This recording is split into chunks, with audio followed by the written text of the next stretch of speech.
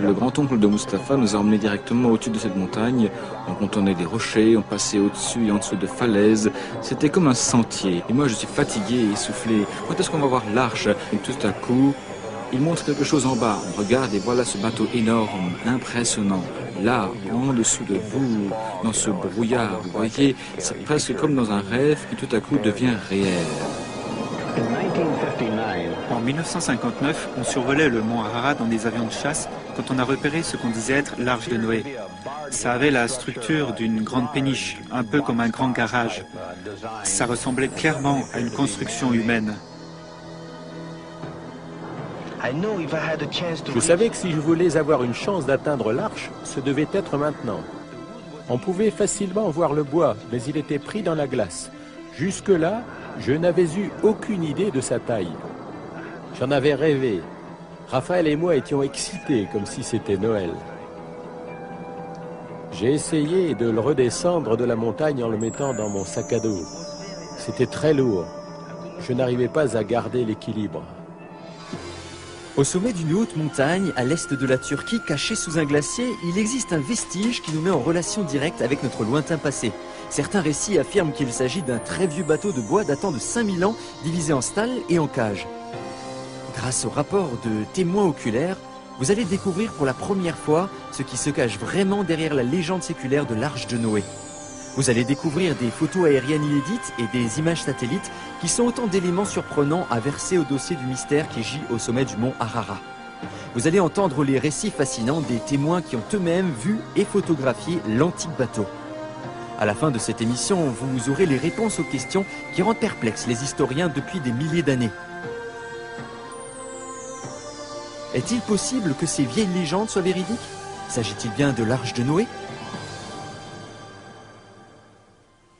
Nous sommes sur le point d'embarquer pour un voyage qui va nous conduire à trouver la réponse à ces questions, ainsi qu'à bien d'autres des plus intrigantes. Y a-t-il une preuve quelconque qu'un immense déluge mondial ait réellement eu lieu, comme la Bible le prétend? À quel nouveau verdict la technologie moderne nous conduit-elle grâce à la photographie satellite et à son analyse en laboratoire?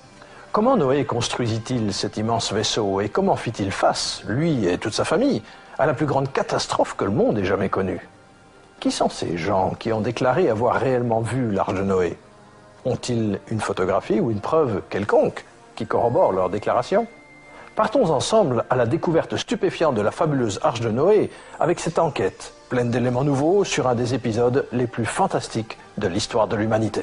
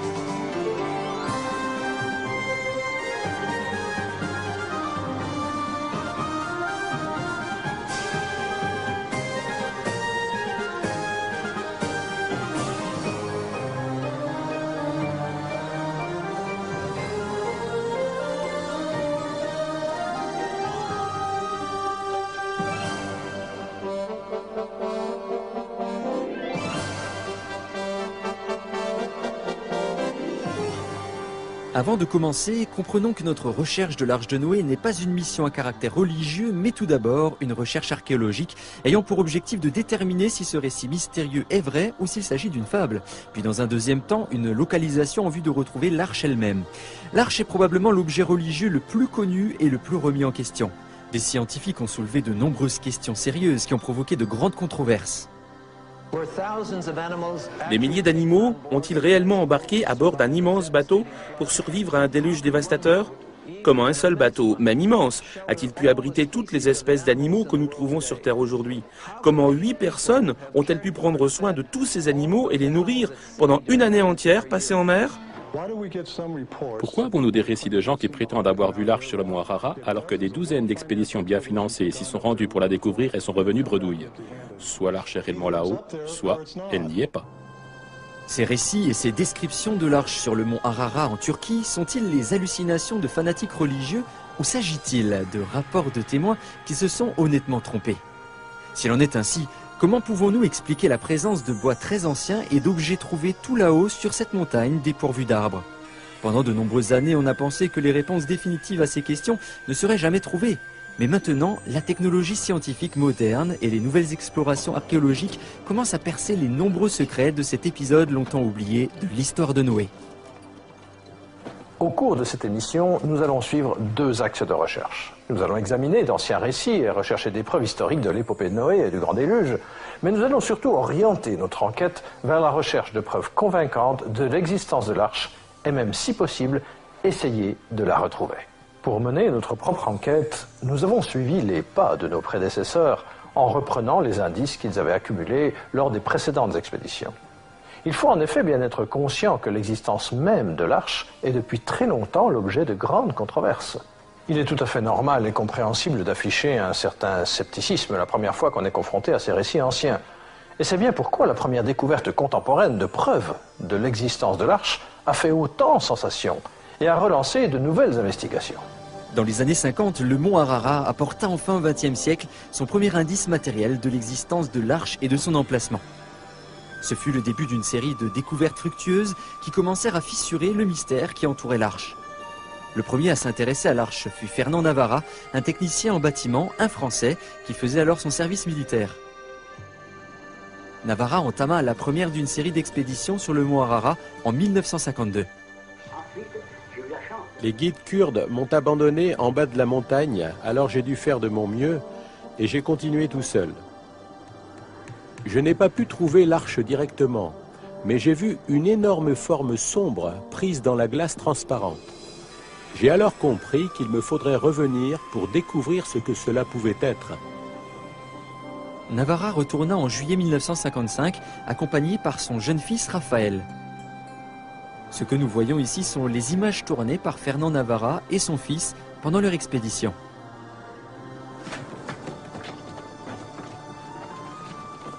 « 1955 fut une année chaude et il y eut une grande fonte des glaciers.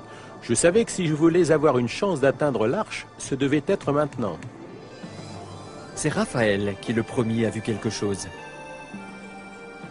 À 4500 mètres, Navarra se laissa glisser avec précaution dans une profonde crevasse. On pouvait facilement voir le bois, mais il était pris dans la glace. Jusque-là, je n'avais eu aucune idée de sa taille.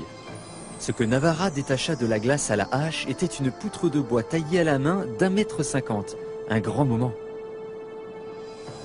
J'en avais rêvé. Raphaël et moi étions excités comme si c'était Noël. J'ai essayé de le redescendre de la montagne en le mettant dans mon sac à dos. C'était très lourd. Je n'arrivais pas à garder l'équilibre.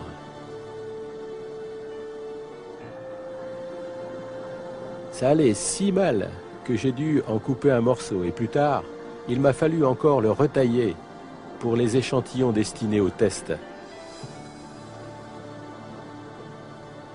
Un grand moment et l'accomplissement d'un souhait longtemps attendu. Mais était-ce réellement du bois provenant de l'arche de Noé? Il fut montré que le type de bois que Navarra avait trouvé ne pouvait pas provenir d'arbres ayant poussé sur le mont Ararat. En fait, il n'y a pas de forêt à moins de 500 km de la montagne. Navarra lui-même a fait analyser le bois qu'il avait rapporté dans 3 laboratoires différents. La datation montra un âge d'environ 5000 ans, ce qui concorde tout à fait avec le récit biblique du déluge.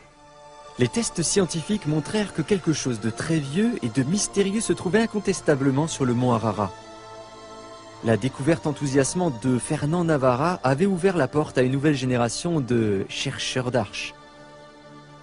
La plus grande partie de ce que nous savons de l'histoire de Noé provient du livre de la Genèse dans la Bible. Mais avant d'aller plus loin, peut-être faut-il d'abord répondre à une question simple. Pourquoi Dieu détruirait-il le monde et presque tous ses habitants, y compris les animaux? La réponse donnée par la Bible montre que Dieu a vu que la terre était envahie par une terrible méchanceté. La Bible déclare que Dieu a décidé de détruire le monde parce que l'homme vivait dans la corruption. Quels que soient les autres péchés dont les gens d'alors se soient rendus coupables, les récits archéologiques démontrent qu'ils avaient des comportements d'une violence incroyable. Bien que la violence ait toujours fait partie de la façon de vivre de l'homme, de nombreux écrits anciens, grecs et hébreux, indiquent qu'il y avait beaucoup de corruption et de violence parmi les peuples de la terre. Il y avait beaucoup de meurtres.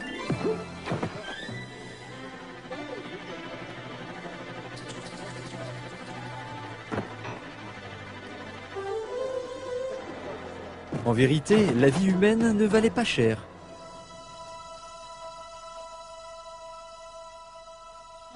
Mais Dieu vit qu'un homme et sa famille étaient justes. Cet homme, c'était Noé. La Bible rapporte que Dieu parla directement à Noé et lui dit « Pour moi, la fin de toute chair est arrivée, car à cause des hommes, la terre est remplie de violence, et je vais les détruire avec la terre. »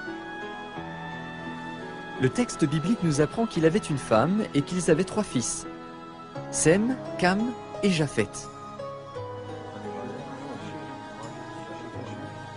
Parce que Noé était un homme juste qui marchait avec Dieu, ils furent épargnés par le déluge, y compris les femmes des fils de Noé. En tout, seulement 8 personnes. Certains prétendent que l'histoire de Noé, comme beaucoup de choses dans la Bible, ne sont rien de plus